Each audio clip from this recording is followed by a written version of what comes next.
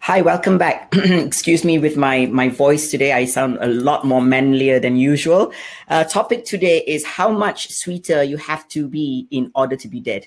We are especially talking about diabetes, the highest rate health issues currently in Singapore. If you like this show, this is a show I call Life by Laila with things that happen in my life. And hopefully the good ones happens to you too, and the bad ones only happens to me. If you like the show, please share or comment as we go along, or drop me an email at lifebylaila@gmail.com. I am very privileged to have this beautiful doctor who is also a friend and a client, Penelope Wong. I will bring her on board to discuss this epidemic that's happening among us. Here, I will call her Penny. As a pet name. Hi, Penny. Hi, Laila. Thank you for being on this show. No, my pleasure. So can you please enlighten the public about who you are and what you do, what you specialize in, please? Okay, I am a nephrologist. So I am a kidney doctor looking after patients who have kidney disease. I'm not a surgeon. So I don't perform any kind of operations, but I look after patients who develop kidney disease from a whole host of conditions, one of the commonest being diabetes, which is why I believe you've asked me to come on to the show. Right. I don't specialize in patients who have diabetes, but I unfortunately look after patients who have developed a complication of their diabetes, mainly kidney disease. And my role is to try to reduce how quickly this kidney disease occurs, or how quickly it continues deteriorating, and hopefully try to reduce the number of patients who end up requiring dialysis or transplantation when the kidney fails. Okay. So there are two types of diabetes, diabetes 1 and type 2, right? So mostly, hang on, something is happening. You're not on. We're not on? You're not in Life by Laila.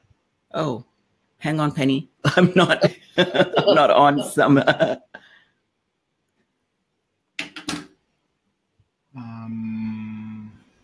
Why are we not on?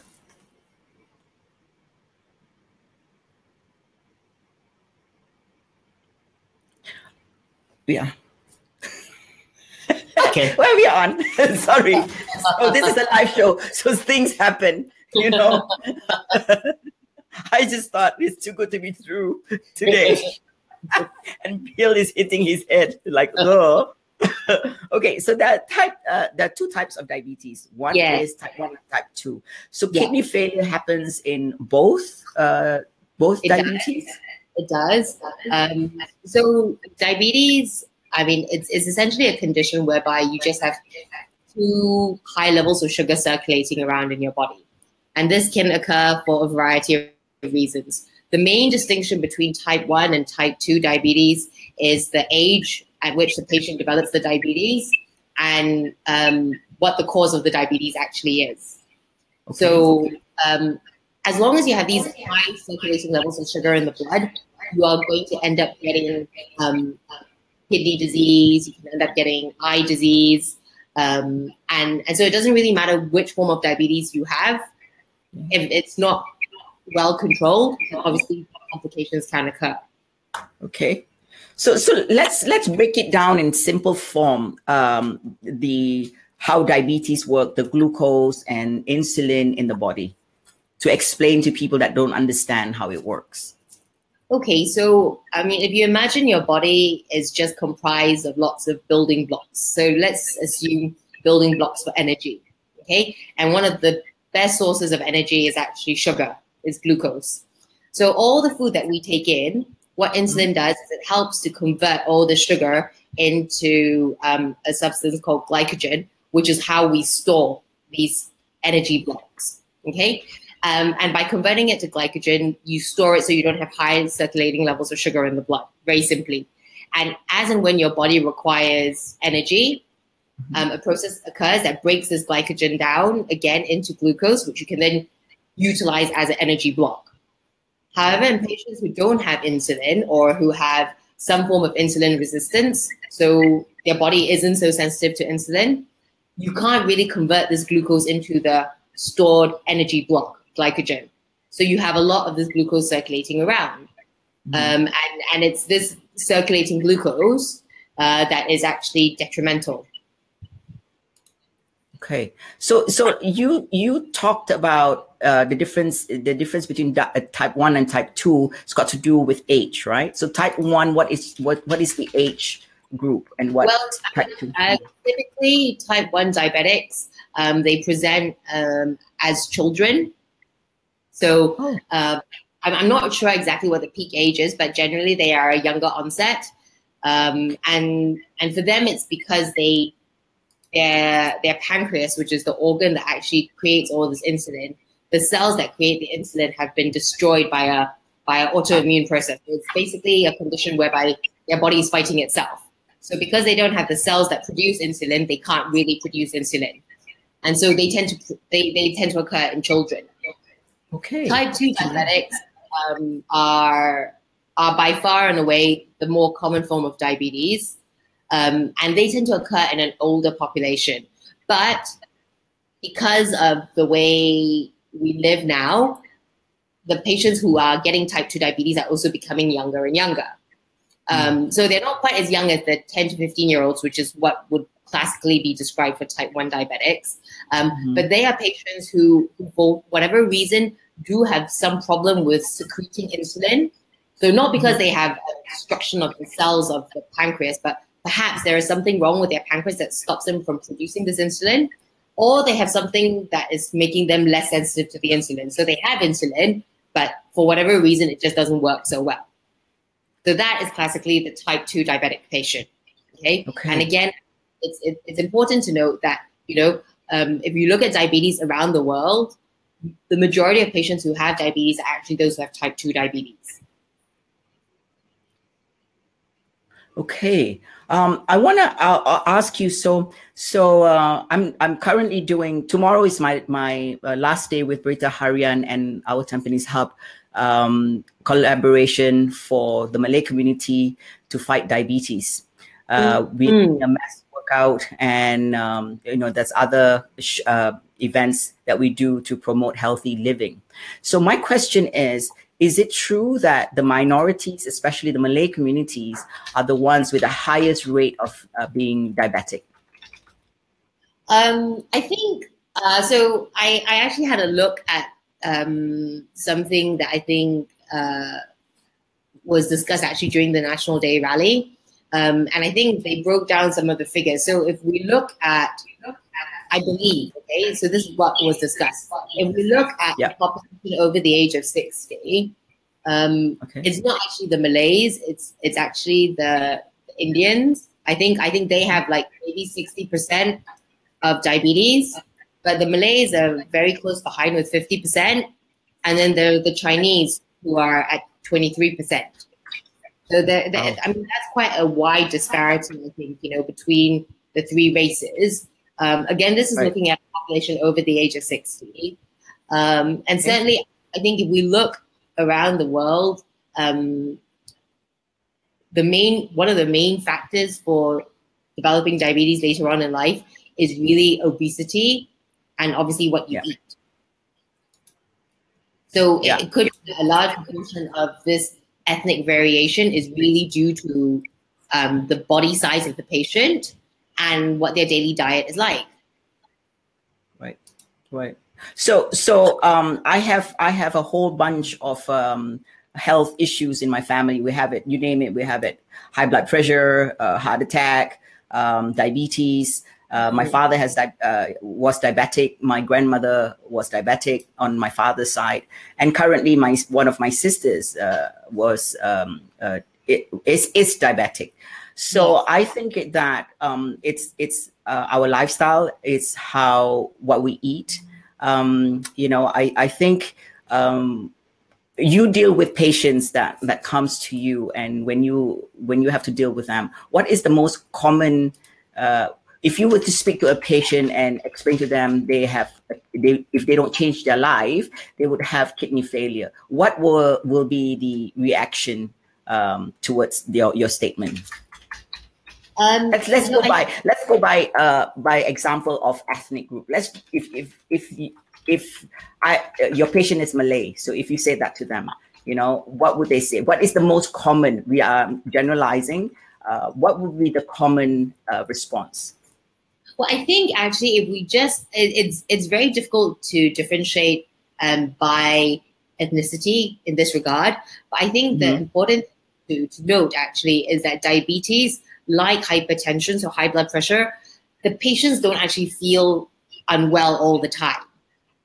So when you have a patient who doesn't really feel sick, it's very difficult to convince them to take medication. And it's also very difficult to convince them of possible complication when they feel completely fine. Correct. So if you just imagine comparing a patient who has diabetes, whose sugar is not that well controlled, but actually feels, you know, that they're eating okay, that they're able to do everything that they want to do, as opposed to someone who maybe is just down with flu, has a fever, feels cold and feverish, right? Feels like they can't really breathe properly because they've got a runny nose. You can see how it's much easier to convince the patient with flu to take medication, to rest, and to look after themselves than it is to convince the person with diabetes who actually feels completely fine. So I think that is across all patient populations, it's across all ethnicities.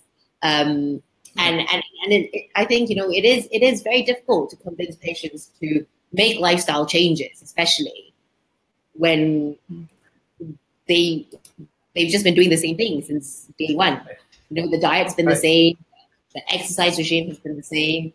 And, you know, we live in a very busy society, right? So I can imagine how people always tell me that there's no time, you know, there's no time to stay at home and cook food. It's much easier to go out to eat. You know, no one's got time to exercise. And everyone's just rushing around all the time. So I don't think there is any big difference. Yeah, but I think you put it very, very well in the sense that I never thought about that this way, where you said that if you are sick, you're flu, then you feel the immediate effects, and then it's easier to convince them take this medicine or, you know, change your lifestyle or whatever it is. But diabetes, you say, you know, it's not all the time they feel unwell, so they take it for granted. It's like, no, today I feel, you know, I feel okay. They feel completely fine, right? So you know, if you have a patient who's had diabetes for, let's say, 10 years. Okay, the diabetes has always been not that well controlled, but they've never actually developed any obvious visible complication. Then it is not near impossible, but you know, it's a much more difficult counseling session with the patient, or even an educational discussion with the patient, because they feel fine, you know, and. I keep telling them, you know, oh, I don't want you to only be thinking about this when you start to feel unwell, because by the time you feel unwell, it's already too late. But obviously, everyone they don't really believe us when we tell them that something terrible is going to happen. And I mean, I can see why. You know, I can see why. Yeah. Well, I think I can speak for the Malay community, especially with my family. You know, there is a mentality in our society thinking that one is this is a very famous line that said, oh, you know, never mind, you know, it's God's fate, you know, God's will. And then the other one is, oh, never mind lah, you know, I'm already married. My kids are all so big. I don't have to worry so much. You know, one thing that I really want to touch base, which when it comes to when they use religion as an excuse, I think that it's misunderstood. Our religion, Islam, teaches us to be disciplined in a sense that, you know, we do fasting a month for the whole year. And also we pray 5 times a day. So there's a discipline involved in it. So why don't you take that discipline and change your lifestyle when it comes to health issues? I think instead of saying, you know, inshallah, never mind, you know, this is all God's will. Why don't you take that discipline that has been instilled in you in the religion? Why don't you use it into a better form of lifestyle?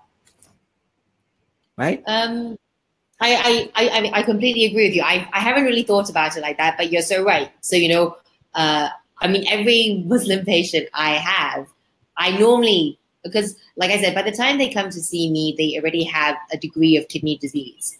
And generally because of the difficulty with, well, I find that sometimes, you know, during the month of fasting, I'm always very concerned that my patients are going to have very low blood sugars, right? Because I don't really know how much to adjust their medications, because I don't really know how much they are eating.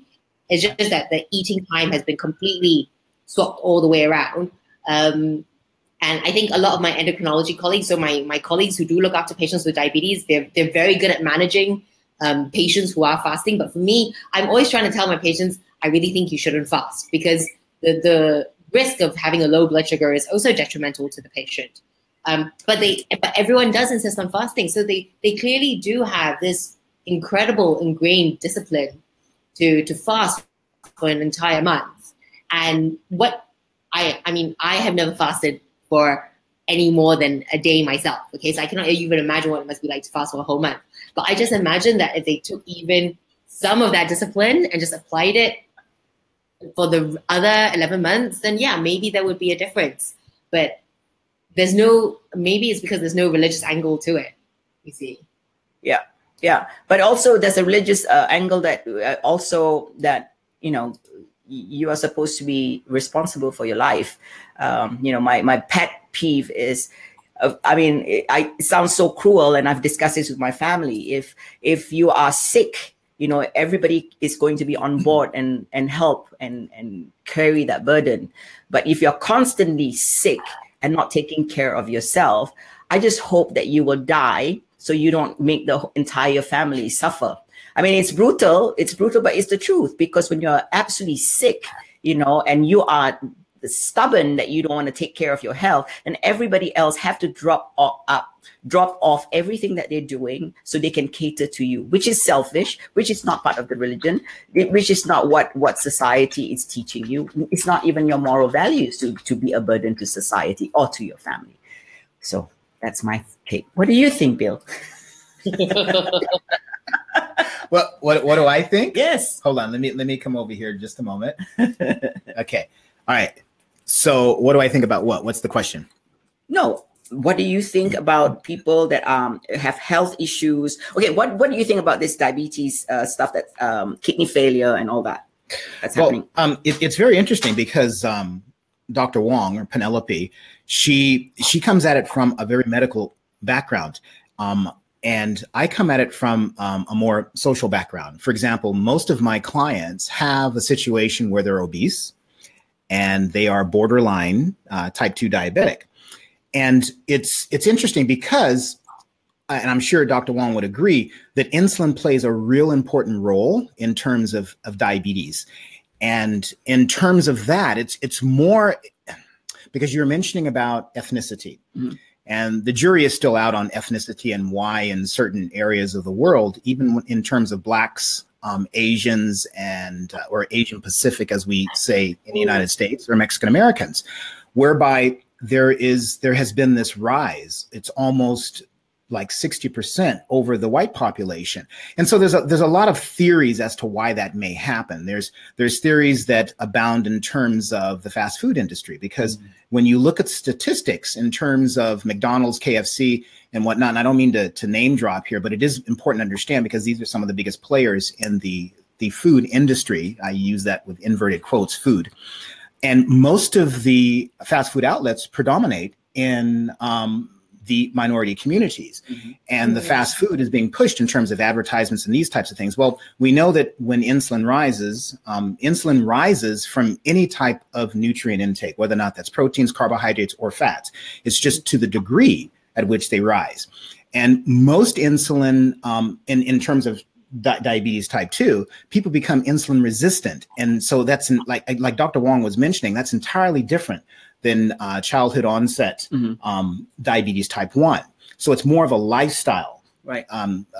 Diabetes intake. And so that's what I try to deal with. I try to help individuals change their lifestyle in order to accommodate their obesity, which will hopefully lower their incidence of insulin resistance. Mm-hmm. And as Dr. Wong mentioned, there is a danger. There is a danger in individuals who fast if they're on medication, because the medication is to lower their glucose levels to begin with, if I'm correct.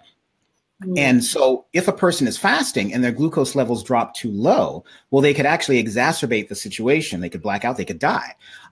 However, fasting, if it's monitored correctly, and if it's done for lifestyle, not diabetes type 1, but diabetes type 2, if it's monitored correctly, eventually what will happen is insulin levels will moderate. And so we can actually reverse some incidents, if not all incidents, of diabetes type 2, since it is a lifestyle illness. And so that's what I'm after. I'm after in trying to get individuals to not only fast, but to have a nutritional protocol that will not escalate their insulin levels, whereby they become insulin resistant. And so therefore it starts to balance out their situation. And so it's a complicated subject. But diabetes type 2 is primarily a lifestyle, and it's actually a modern lifestyle type of a disease. If you look at Asia, if you look at Singapore, for example, Asians for many, many years, if not hundreds of thousands of years, did not have the incidence of diabetes type 2. But the introduction of Western foods, the introduction of high fat, high sugar foods, and when I mean high fats, I'm talking about the polyunsaturated fats, I'm not talking about the saturated fats, and I'm talking about the linoleic acids. Once we started introducing that to the Asian community, and individuals start eating this, whether or not it's through, donuts and ice cream and whatever the case may be, then it starts to create some problems, some hormonal problems. And so I'm trying to, reverse that trend in terms of diabetes type 2. Yeah, but we also are not moving. We are moving less and less. We don't expand our calories. So whatever we're eating, it's stored, and then we're getting bigger and bigger and bigger. So all this. It is. However, when it comes to, and this is part of the confusion as well. Fitness is important. It is very important because we need to move anyway, but how much we need to move in order to offset disease is debatable. Right. Because we don't really need to go to a gym. We don't really need to run marathons. We don't really need to do all of the weight training that we do in order to offset disease. It should be done, and this is what I advocate. Those things should be done if a person is trying to become fitter, right. if they're trying to engage in some body remodification in terms of transformations and whatnot. But in order to stem disease, it's really tough to do. It's much easier to approach it from a nutritional standpoint. If you're talking about body composition, nutrition is probably the key in changing your body composition if you're obese or if you're diseased, because you can exercise a lot, but if you're still ingesting or you're not checking the balance of what you're taking in, then exercise, you cannot do enough exercise in order to offset this situation. So those two situations have to kind of like be separated in and of themselves. Right. But when I talk about exercise, I'm talking about just go for a bloody walk. These people don't even go for a walk. I'm not saying go and join the gym, wear the skimpiest clothes with your fats also hanging out. No, don't do that, please. I don't want to see. Just go do just minimal walk. Start slow. That's the point that I'm coming from. Do you have any members of the family or friends that diabetic? I have a sister who is borderline diabetic. But what I mean by borderline diabetic, and I'm sure Dr. Wong would probably be the expert to ring in on this, is that you see, as Dr. Wong mentioned earlier, it's gradual, it's progressional. You may not feel the illness by the time they indicate that you are diabetic type 2. There's no telling what your kidney what kidney damage you have already suffered. Yeah. And so a person can be obese, and obesity in and of itself is a problem. People may say, well, look, I'm not diabetic because I haven't been acknowledged as being diabetic, and yet they can be overweight. They can be obese. They can wind up having arteriosclerosis. They can be, having breathing problems and all these things. And so when I say that my sister is borderline, that is still not the problem. I mean, the problem is she's unhealthy. She's not eating correctly. She's not being active enough. And in terms of activity, you're absolutely right, Laila. I mean, for people just to walk, but that just goes to say that it's a multifaceted approach to any type of illness. It's not just you pop a pill, you're going to get better again. Right. You go ahead and exercise, you're going to be better again. You take this particular nutritional protocol, you're going to get better again. It's a multifaceted thing. And this is a modern convention because we're sitting down more. And so therefore, we're going to be having joint problems. We're going to be having all kinds of things. Right. Walking, yeah, absolutely, is probably a step in the right direction. Yeah. No pun intended. Yeah. So, Penny, we're going to bring you back, and I have a few questions to ask. For example, if your patient comes to you, and so when they come to you, it's already a bad situation. Am I correct? Yes. Yes, it is. Okay. Because it's already happened, and the degree of damage that has occurred is irreversible. So you, what's the age group that comes and see you? What's the highest age group with kidney problems that comes to see you? The highest, as in who are the oldest patients? I mean, the average age group. Oh, I see everyone from those in their maybe their 20s until those in their 80s. But those in their 20s generally are not the ones with diabetes, okay? My diabetic patients, I would say, are mainly those in their 40s and 60s. 40s and 60s? Yeah. 40s is a bit too young too, no? Well, I mean, like I mentioned earlier, I think there is an increasing trend in patients under the age of 40 presenting with diabetes, as Bill mentioned earlier. The other thing I want to say, actually, which ties into what Bill mentioned earlier.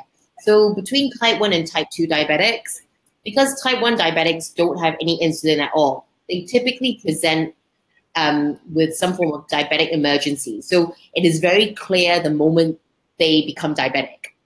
Patients who have type 2 diabetes, those who have just been obese for a little while, or have some predisposition to diabetes, because they feel completely well, they may have had diabetes diagnosed or they may have had it undiagnosed for a few years before they're eventually diagnosed.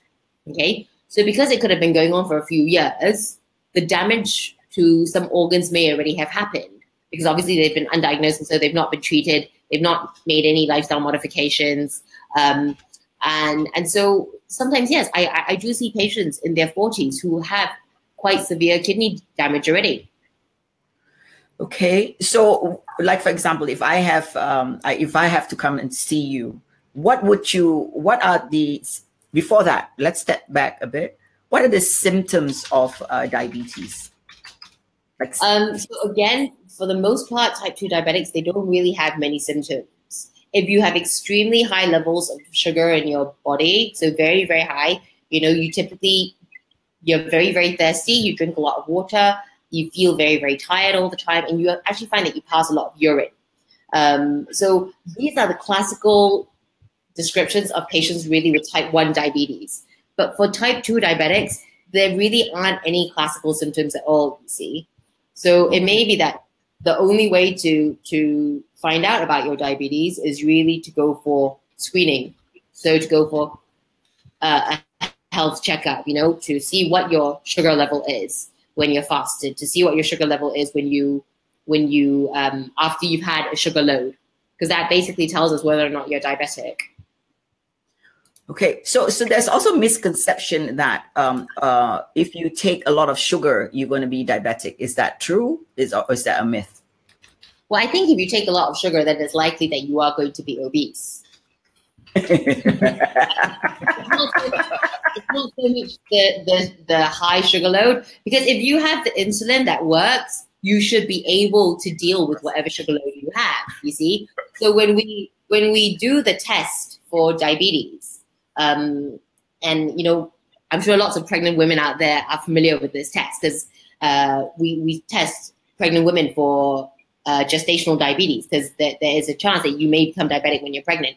And you basically give the patient this humongous sugar load to drink, and then you check to see what their sugar is. Now, if their body can manage the sugar, then these patients are not diabetic. But if your body cannot manage the sugar, then you are diabetic. Right. Sorry, go ahead. No, but if you keep ingesting a huge amount of sugar every single day, then you are predisposing yourself to obesity, which I think by itself is the main predisposing factor to the diabetes. Right. So when I was pregnant, they gave me a test, I remember, and they said that I was diabetic slightly. There's a name for it. I can't remember what this is. Gestational diabetes. What is it? It's gestational diabetes. So it's diabetes when you're pregnant. Yeah. I freaked out. Yeah. I'm sure you did. I'm quite sure you did. Now, gestational diabetes, and again, I'm afraid I don't really know the complete epidemiology. So I can't give you any figures for like who definitely goes on to develop diabetes. But obviously, if you are someone who, under certain circumstances, cannot manage the sugar so well, then it increases the chances of you actually developing diabetes later on in life. Classically, gestational diabetes, it goes away after you've delivered the baby.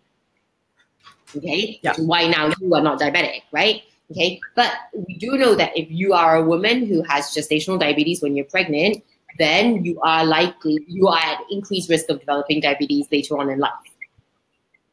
Okay. So most of my family, my sisters, I have eight girls in our family. So most of us that have children have the same test and have the same results. So I freaked out. I changed my diet even more, because my grandmother, her leg was amputated. So I was like, I don't want to, I don't want that. My father has ulcer in the foot whenever he was in the army, and I see all that, and that's a reminder for me. So it baffles me where people see it in their family and do not take precaution and change their life and their lifestyle. This baffles me. It's not like one, just take a precaution in the sense that it might not happen to you, but what do you have to lose? You don't have to lose your foot. You don't have to lose your eyesight. I just don't get it. I am baffled by this, but maybe I'm wired differently. Yeah. So, everyone has a different take home message, right?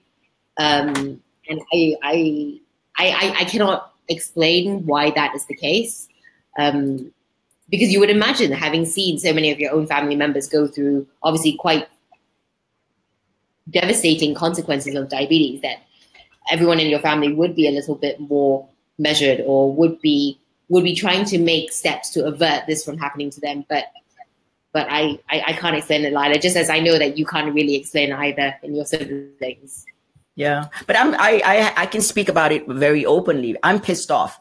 I'm pissed off that because they don't, I'm speaking for the members of my family, because they don't take care of themselves, everybody else have to drop whatever they're doing to take care of them. And they show very little effort to change their life. And also, if you love your family very much, and especially your children, you should make a change, and starting with yourself and also looking at your children. So for me, I'm pissed off, and I told my family straightforward, if this is the way you want to do, then you should just hope that you die very quickly. It sounds heartless because, it sounds very, very brutal, but it's the truth. So the longer you suffer, the whole entire family suffers. And it's not fair, because that is your decision. Your decision is to not take care of yourself. That's your decision. Do not impose on others. So that's my take. Anyways, so let's look at I want to get back to this question. So you have all this the patients that comes to you, and you say, okay, so they are getting ready for kidney failure. So what would you say to them, and what would their response be? Let's take the step one first. Okay, so basically what I always tell my patients is I give them this analogy. So everyone is born, in ideal situation, everybody is born with two kidneys, okay? And these two kidneys are like two battery packs. So you start off with a 100% charged battery pack, but obviously as time goes on, and as you get older, these battery packs gradually reduce, okay? But if you have no disease at all, even though they reduce, they should be able to sustain you through your entire natural life, okay? However, if you have a condition like diabetes, or if you have very badly controlled high blood pressure, okay, then the battery pack reduces at a much faster rate. And when the battery pack is at a level of less than 15%, that is when you have what I would deem end-stage renal failure. And I would already have started preparing you for dialysis or for a kidney transplantation, okay? Now, obviously, as time goes on, these battery packs are going to keep reducing, right? Even if you didn't have diabetes, even if you didn't have high blood pressure, just by aging, they are going to get lower and lower. But if your diabetes is really poorly managed, if your high blood pressure is really badly managed, that means your blood pressure is always very poorly controlled. Or if you lose a lot of protein in your urine, which is one of the signs of kidney damage from diabetes, then you are going to have very dramatic reductions in your battery pack. And hence, you're going to get to this 15% level much more quickly. So when they come to see me, I'm always about, okay, by the time you come and see me, it'll be, you've lost maybe 50% of your kidney function already, okay? 50% is still quite far away from 15%, okay? Now, depending on how old you are when you come to see me, depending on how badly controlled your diabetes is, depending on how badly controlled your high blood pressure is, my job is to try to keep it as close to 50% as possible. Now, I know it is always going to get lower, okay? But if I can control your diabetes, if I can control your high blood pressure, maybe instead of you losing 10% of kidney function in 1 year, you lose only 5% kidney function. So now if you are someone who is already in your 70s, let's say your late 70s when you come to see me, then it could be that if you only lose 5% every year, that your own kidney function will still sustain you through to your natural life. However, if you are only in your 30s or your 40s when you come to see me and you only have 50% kidney function, it is very likely that no matter what I do, you are most probably going to end up on dialysis, okay? Because you potentially have another 30 years to live. And you're not going to be able to live 30 years of your life with only half your kidney function. Wow. Wow. So let's talk about this dialysis. So I just told Bill come in here. So the kidney dialysis, there are two types, right? There's one blood and one is water, right? Yes. So the water is 10 hours and then the blood is 4 hours. Am I correct? No, so blood dialysis, hemodialysis traditionally is 4 hours, 3 times a week. Water dialysis can be anything from 10 hours, 8 to 10 hours a night, to something that you do continuously throughout the day. But when you do it throughout the day, you're not hooked up to a machine for the whole 24 hours.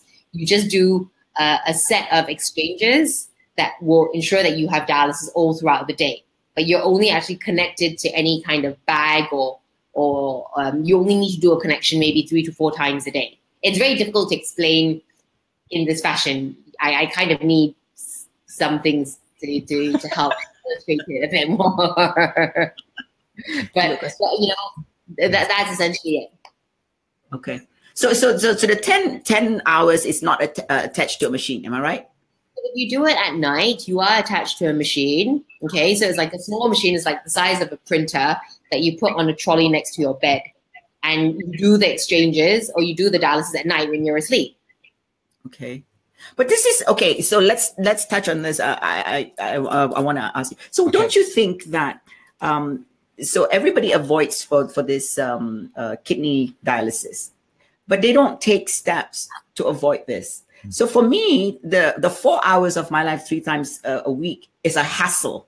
I can't sit 1 hour doing my hair, let alone 4 hours to sit. So please help explain how this mentality works. I don't understand.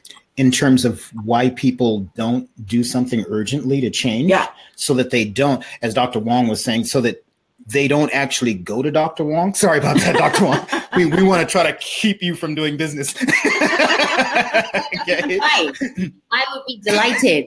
I didn't have any business to do. No, because it's true, because patients are very sick when they come to see me. So in an ideal world, I would really hope to have no patients, but that's not going to happen, unfortunately. True. And that's kind of like, if you're asking the question, that's kind of like what my side of the fence is. I try to have people prevent themselves from getting to that point of where it's actually a critical illness, where Dr. Wong would take over. And so there's a number of different ways of doing that. And I understand what you're saying, Laila, and I deal with this all the time. It's why is it, and I understand the frustrations. Why is it that many people feel that people should take more responsibility for their lives and to end any suffering on themselves and their family members? However, here again, it's just as complicated as the disease itself, especially in terms of diabetes type 2, because there are so many other factors involved. So we have to look at, and if we get very scientific, which I won't get too scientific here, we have to look at dopamine levels. We have to look at serotonin levels. These are things that happen when we, for example, eat certain foods, or the industry feeds us in order to shut off our satiety glands. Okay, so what that says in simple terms is that what we are faced with is a multi-billion-dollar industry that by all rights is trying to stay in the business, meaning that they must have us eat the foods that they have. But at the same time, those foods cannot be too expensive. Otherwise, their profit margins get cut. And so therefore, it turns into a vicious circle, which means that there is a lot of money that is spent on keeping us basically numb, keeping us in the dark in terms of what we don't know about how certain foods, certain chemicals, certain processes have on our hormonal system. And so it's tough, because I get clients a lot who say, gosh, I just have these cravings and I can't stop myself from eating it. Now, is it because they're stupid? No. Is it because they're ignorant? No. Is it because they don't want to be fat? No. There's other things that are going on here. And I think that's what we have to understand in terms of awareness, is that it's not because a person is lazy. It's not because they're stupid. It's not because they don't care. It's because there are certain things that go beyond their control. And so therefore we must make them aware of what's going on from a chemical and a biological and a psychological level. I mean, the cravings, the advertisements that come up, this industry is huge in terms of the type of stimulus that we're faced with, which is why we don't necessarily eat properly, which is why our insulin levels rise, which is why we become obese. And then what happens is internally, as Dr. Wong was mentioning, as it's progressional and it's very subtle, diabetes creeps in and we don't feel it. I mean, if we could feel it, it's sort of like, if someone drops a piano on your head, not to stand under that building anymore, right? Because that hurt. But because it's gradual, because it's systematic, because it's systemic and it's not external, it becomes more difficult to heed the advice of what's going on inside of us. And so therefore we may be perceived as stupid, ignorant, or just don't care. But I don't think that's what it is, Laila. I think it's just, it's quite complicated, especially from a psychological standpoint. And so that's almost my sole battle right now, is to help people become aware and to understand the stimuli that motivate them to do the things that they don't want to do, but they can't help themselves in doing. Yeah, but I think that's fair. There's a fair assumption if you are not related to them. If you're related to them, then you go like, oh my God, I need to change city names and identity. They will still find me. You have no clue. I mean, we have examples of my grandmother, my father, and it's just incredible. If in one hand you go like, well, I accept it, in the other hand, it's not going to happen to me. So this is crazy. We have two different aspects. So they go like, oh, it happened to them. Oh, this is God's will.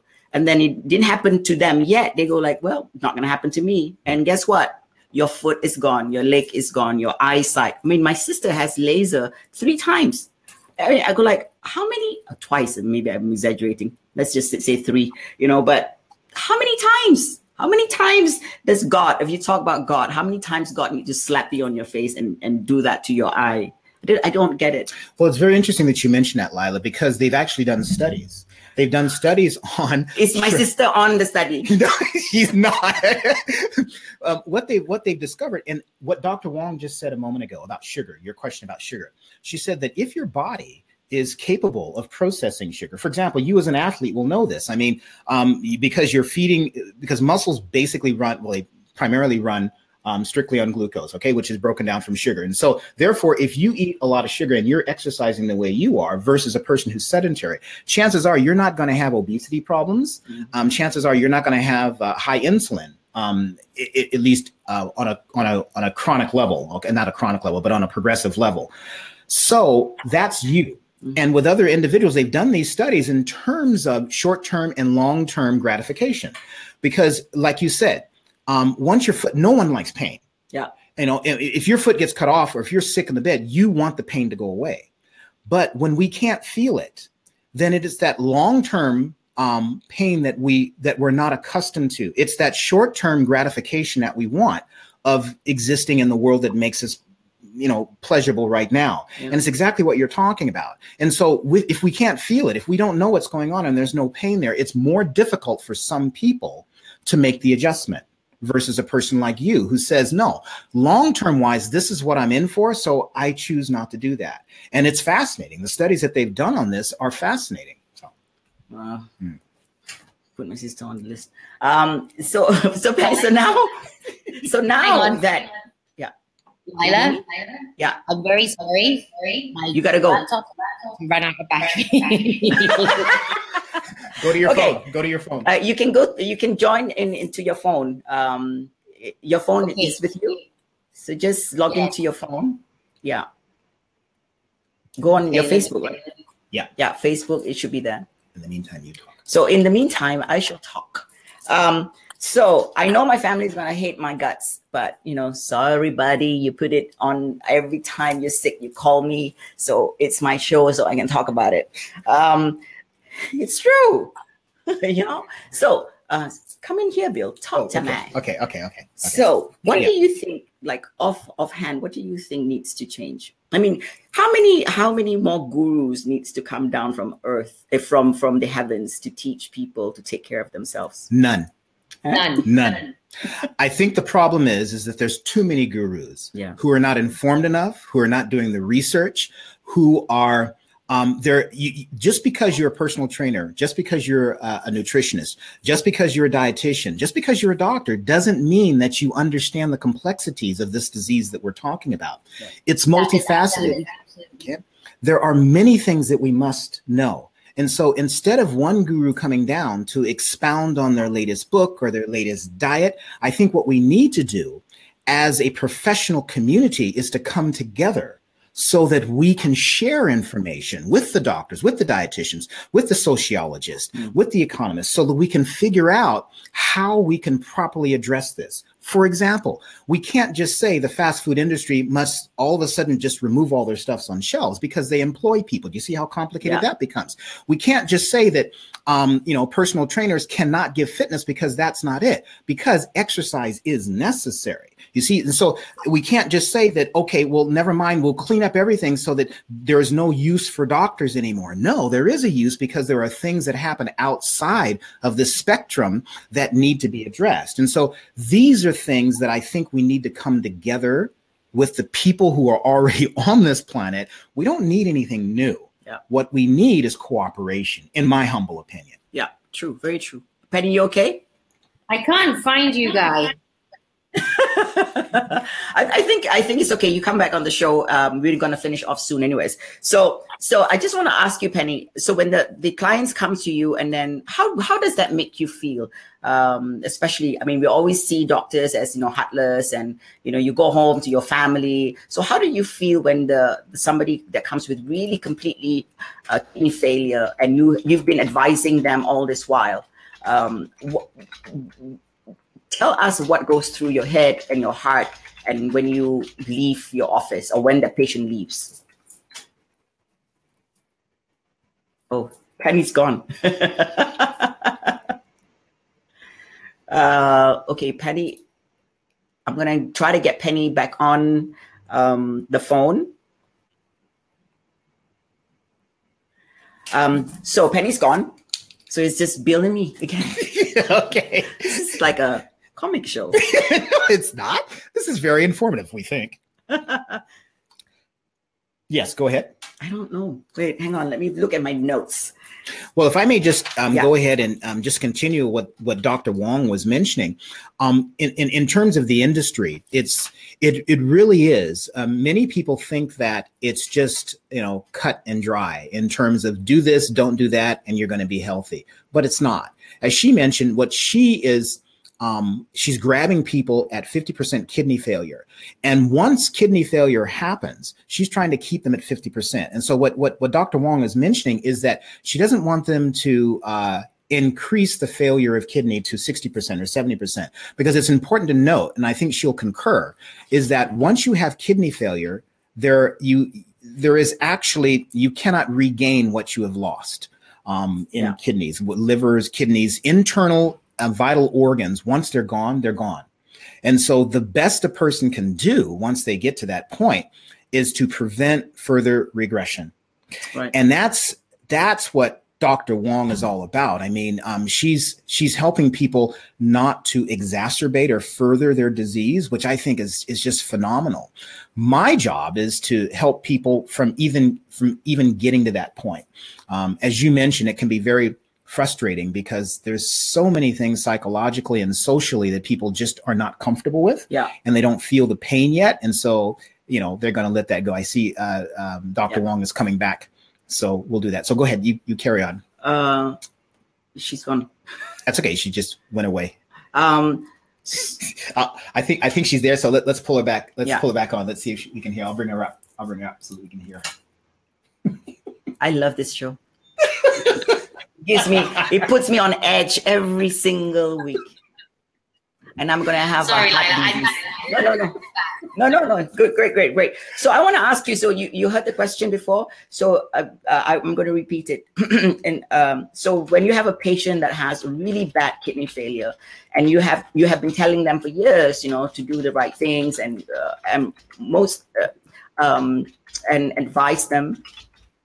How does that make you feel? Like, we have always associate doctors as heartless, which, you know, some are, some are not. You know, some I know are very, very good friends. Just like, because we are humans, right? We just have different roles in life. Some personal trainer are assholes. Some people, some are not. So with you, because I know you very well, and I know your entire family. You know, I know how you work, and you're very, very kind and very caring. So how does that make you feel when you leave the office and when you have to give, you know, bad news?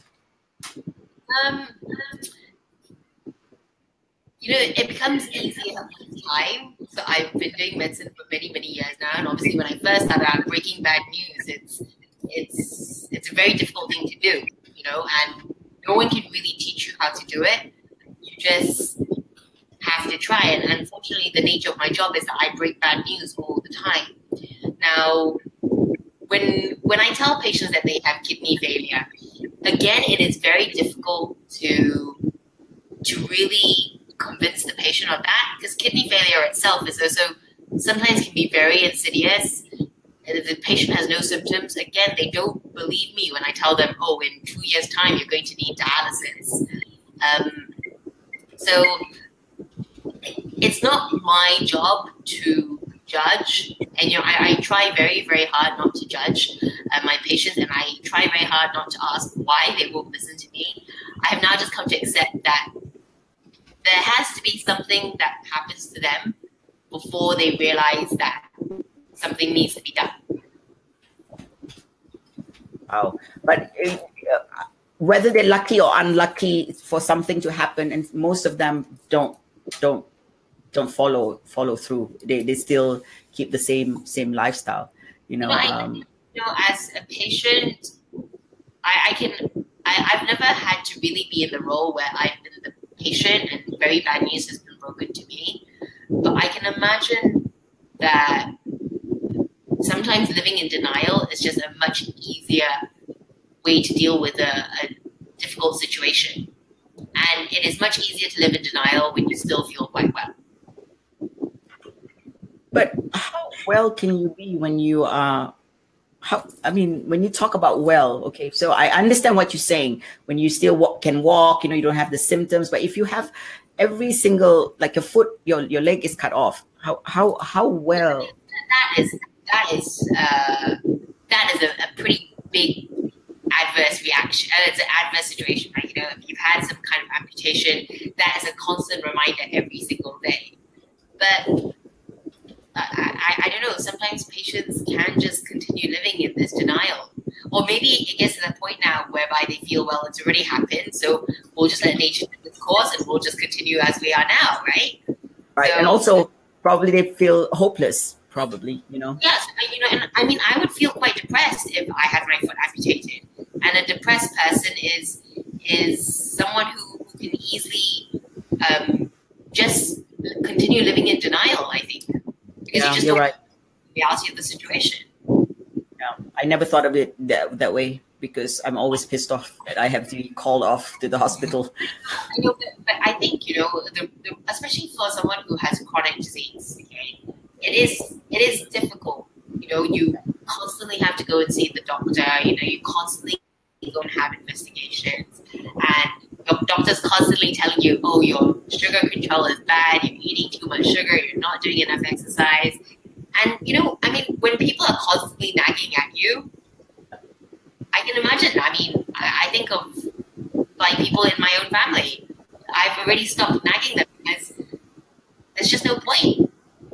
You know, they're not children anymore. I nag my kids because that's my role as their mom, right? But I can't be nagging, you know, my parents. I can't really be nagging my siblings. Yeah, true. I totally agree. That's what I do every day at work. I'm constantly, like, nagging my patients, you know? Eat less sugar, drink less water, exercise more, right? Okay? I mean, I would get irritated coming to see me. Never. You know, but that's why people think doctors are terrible, because when you go to the doctor, you know the doctor's going to tell you something bad. No doctor's ever going to tell you, oh yeah, well, you know, you can sleep more, eat more food, do less exercise, you know, go on more holidays. No doctor's ever going to tell you that, right? Yeah. It's sad. It's sad. I know that we laughed about it. There were moments that we try to make it funny, but this is not a laughing matter. This is epidemic. This disease is really terrible. You know, it's not just happening here; it's happening all around the world. And it just seems incredible that we somehow cannot, or that we haven't been able to really slow down the progress that it's made. Actually, I mean, like Bill says, you know, if you look back several hundreds of years, definitely the number of patients with diabetes was not what it is now today in Singapore. So any advice for people that's listening who suspect, who comes from a family of diabetic, who are, diabetic family, what are the 3 advice that you would give them? I think if there is a history of diabetes in the family, I am a big believer in moderation. So you just cannot do anything to extreme, right? So if you are already overweight, then you need to do something to address that. So whether that means just taking less food or doing more exercise, okay? The two, I think, actually kind of go hand in hand. I believe now that there are now going to be health screenings for people over the age of 40. So you can just go to the polyclinic and you can go and have your sugar levels checked, your cholesterol checked.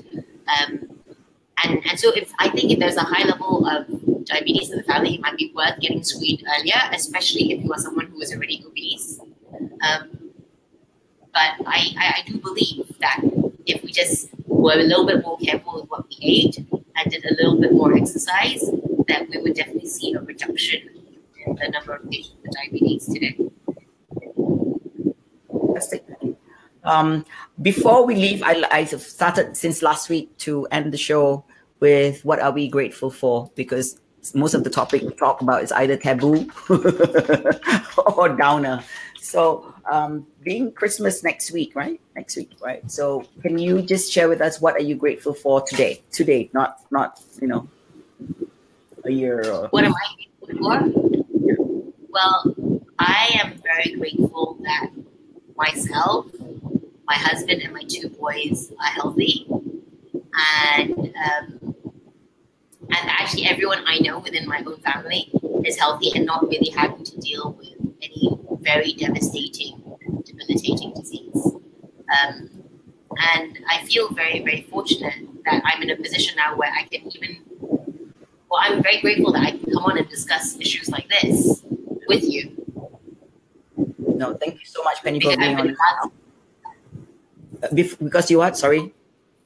Because I've been given this opportunity to learn and be educated. Yeah, I'm so grateful because we break it down quite harshly. I did, so rude. But you gave a lot of information, also Bill, and trying to change the mindset of people that are listening, and hopefully it'll do something good, at least if we can reach one person. Just a few small steps. That's all it's going to take to start, I think. Try to keep also try to keep your legs, people. Do not do not go to the extreme and lose senselessly. Yeah. Now I'm gonna thank you, Penny. I'm gonna bring Bill on to say, what is he grateful for? Actually, Dr. Wong mentioned the same thing that I guess I would ditto, and that's the opportunity to work together with individuals like Dr. Wong and yourself. Because Laila, it is important.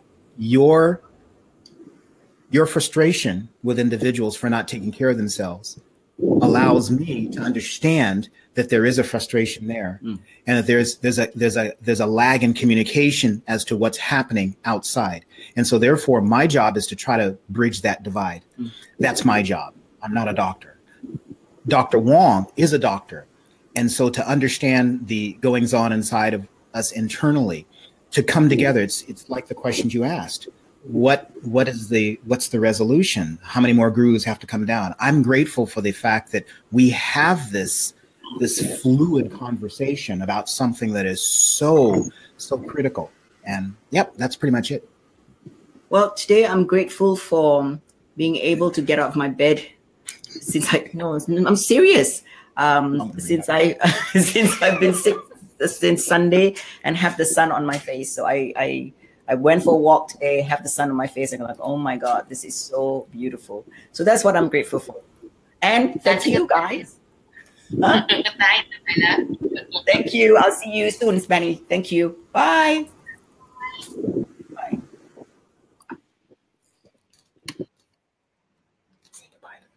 So, I have to say goodbye to the people, Bill says. Thank you very much. Thank you very much for tuning in. I'm so sorry the outbursts that week after week you have to listen to. But to my family, I love you. The less you hassle me, the more I love you. And my sister, please take care of your health so I don't have to drop my client, so I have to rush one by one with you all with medical problems. I also have medical problems. I just, don't call you all. On that note, Merry Christmas in advance and see you again. Bill, say bye. Bye-bye. You got snow coming. There you go. Got your snow coming there. Bye-bye. Bye. Bye, guys.